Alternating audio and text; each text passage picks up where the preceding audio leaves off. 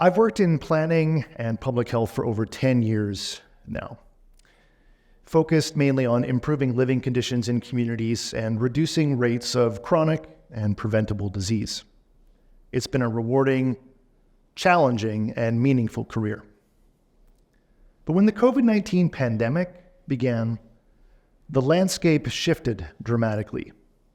My colleagues and I found ourselves in the crosshairs of conspiracy theorists as we received harassment, insults, threats. Protesters blocked ambulances in front of hospitals and crowded the entrance to my own office, where they yelled outlandish and hurtful accusations at us that were, of course, echoed online.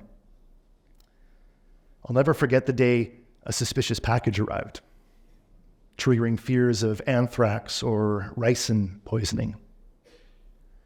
I didn't sleep well that night. So given all this, you might think I would be one of the last people who would empathize with conspiracy theorists. But I do.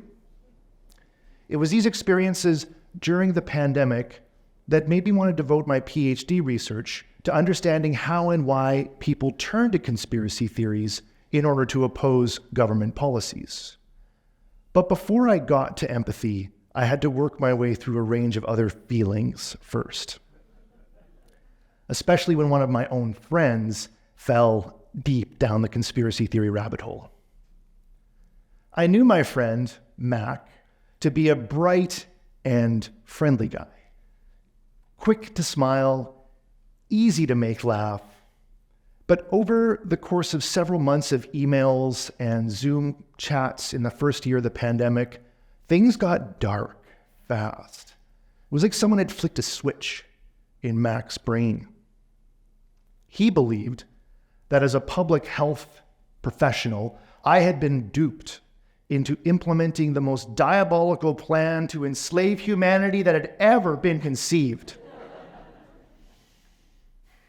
Mac, I said one day, why would you believe what some random angry blogger has to say about the pandemic instead of the public health leaders that I know and work with?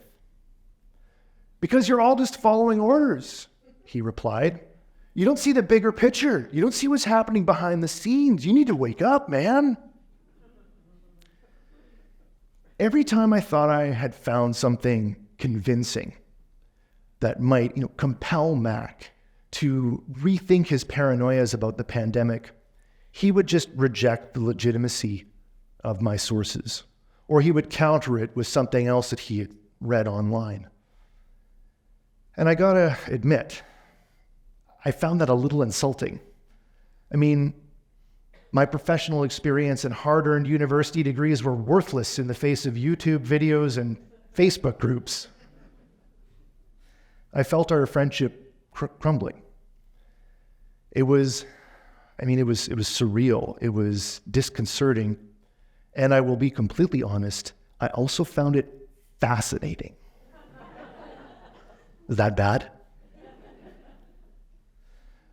Philosopher Robert Talisse emphasizes how a functioning democracy requires us to disagree respectfully, argue constructively, and avoid what he calls performative or simulated debates. But in order to do this, it really helps to have some shared basic level of reality, that we can start from. For example, we could at least agree about what it is we're disagreeing about, and then, maybe take it from there. But over the last 30 years, our media landscape has evolved to drive us into these echo chambers of divergent records of reality that are constructed and maintained by pundits, politicians, and podcasters, and of course, social media now providing peer networks that will confirm and even stoke our biases. So, scholars like Talisse are growing increasingly concerned about our ability to sustain democracies when the forms of belief polarization or political polarization that we're seeing today are becoming so great that we are no longer seeing those we disagree with as equal partners in the work of democracy, but enemies, treasonous enemies, or degenerates instead. I've reflected on my experiences with Mac after spending the last few years studying what misinformation and conspiracy beliefs are doing to discourse and democracy, and I've come to the following opinion. Let's dare to call it a hypothesis, and it's this. If it's pointless to debate facts with those who believe conspiracy theories, then perhaps we should be focusing on having better discussions about the ways that we feel about what's happening in the world today instead. Even if we live in different worlds constructed by alternate facts, we still feel the same feelings. We may experience them differently, but generally speaking, when someone speaks about hope, fear, or love, we understand what that means. And when facts fail us, the possibility remains that we might relate to each other through these. If I could put it another way, amidst all the misinformation and disinformation and conspiracy theories that are clanging around all over the place right now, if constructive democratic discourse is found less in facts today, perhaps we can find it more in feelings. My academic discipline of planning, similar to public health, tends to resist bringing emotions and feelings into our work. We like to believe that science and rational thinking will provide all answers. But there are some planners who in recent years have begun to incorporate practices that don't shy away from that realm of emotions and feelings.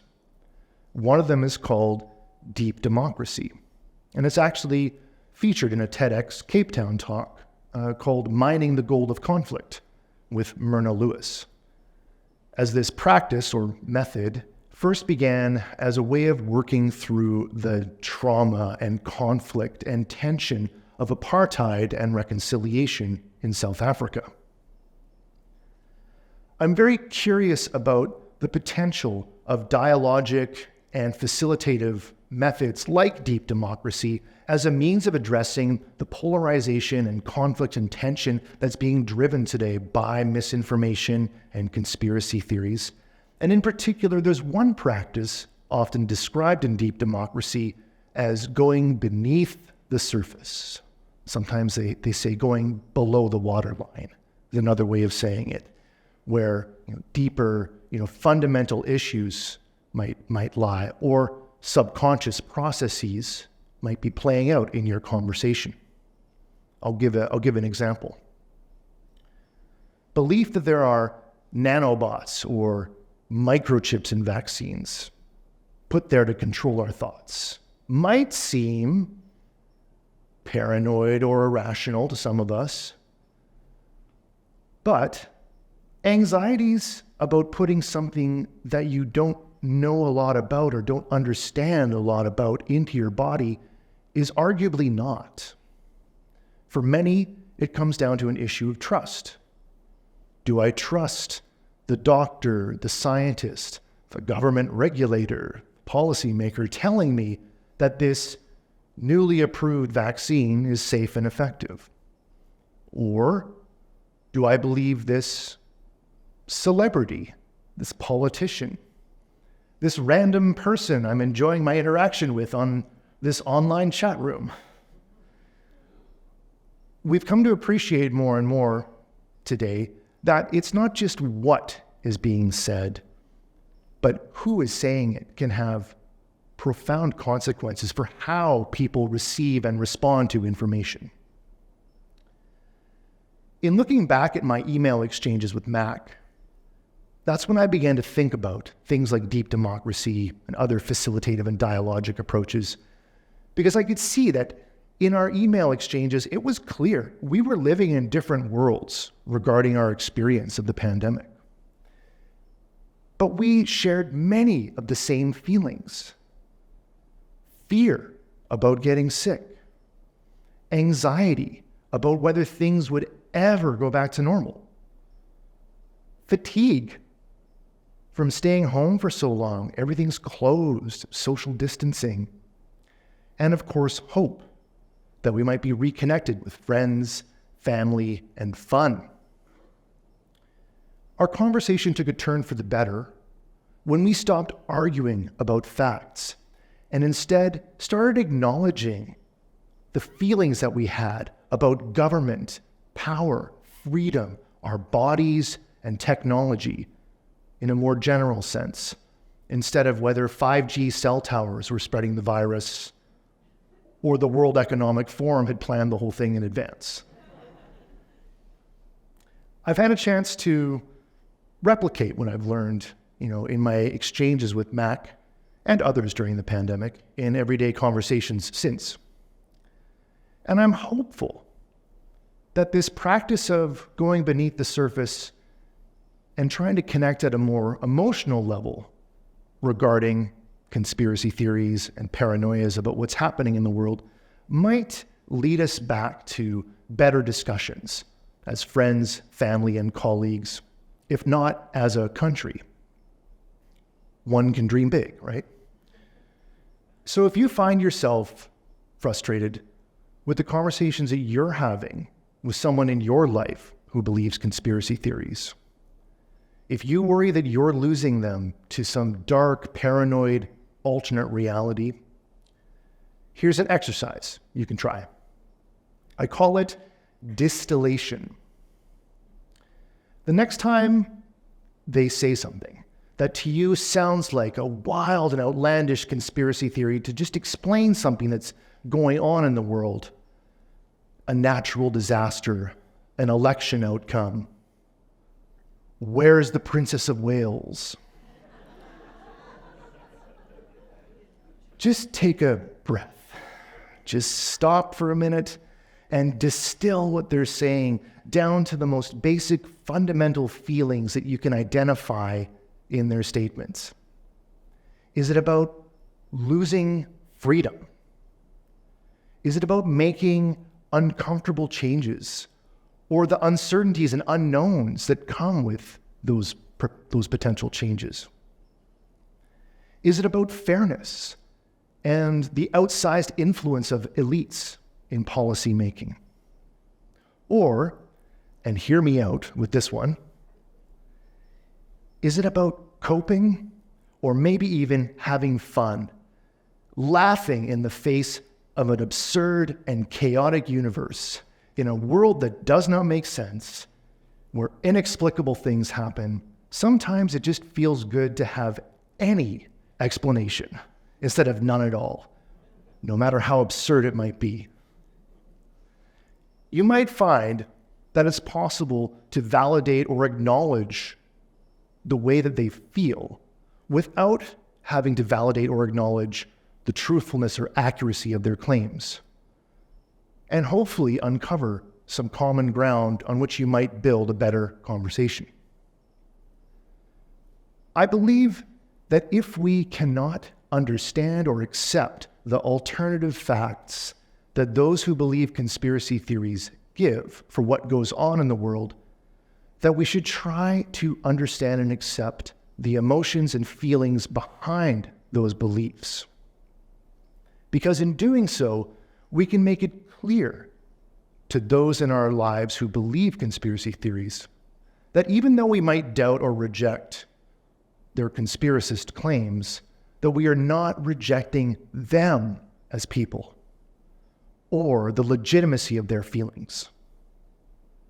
The health of our democracy, if not at least the civility of our Thanksgiving dinners, might just depend on it. Thank you.